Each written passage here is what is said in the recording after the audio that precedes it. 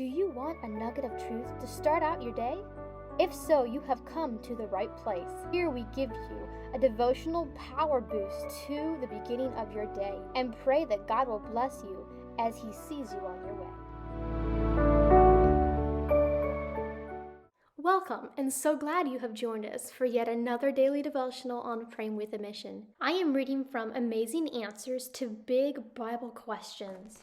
Today we are going to be studying, what does it mean when Christ preached to spirits that were in prison? Christ also suffered once for sins, the just for the unjust, that He might bring us to God, being put to death in the flesh, but made alive by the Spirit, by whom also He went and preached to the spirits in prison, who formerly were disobedient, and once the divine long-suffering waited in the days of Noah, while the ark was being prepared, in which a few, that is 8 souls, were saved through water. And you might be asking yourself, now what does this long Bible verse particularly mean, or what is it trying to get at? And as we listen further to what the writer had to say, we are going to find that out in more depth. The passage has certainly confused many people. Some say Christ literally descended into the depths of the earth and preached to the lost souls living in limbo. But it is far from the text's real message and gives a dangerous, faulty impression that a person can somehow still be saved after having died lost. And with that being said, I want to put a statement out there saying that don't take what other people say and stick with it. Go look in the Bible yourself, go read before and after the particular text they're talking about, and clarify it for yourself before you take what other people say and set it in solid gold and label it the truth.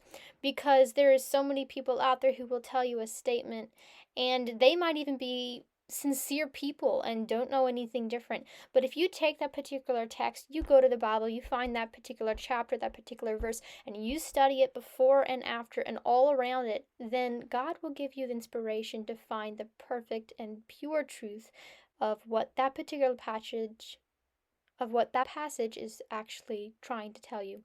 So as we continue with what the writer is saying here. First, note how Christ preached to those spirits. He did it by the Spirit, referring to the Holy Spirit. So whatever Christ did in preaching at this time, He did through the Holy Spirit. When was the preaching done? When was the divine long-suffering waited in the days of Noah, while the ark was being prepared? So the preaching was actually done while the ark was being built, when Noah warned the world before the flood. Finally, to whom was the preaching done?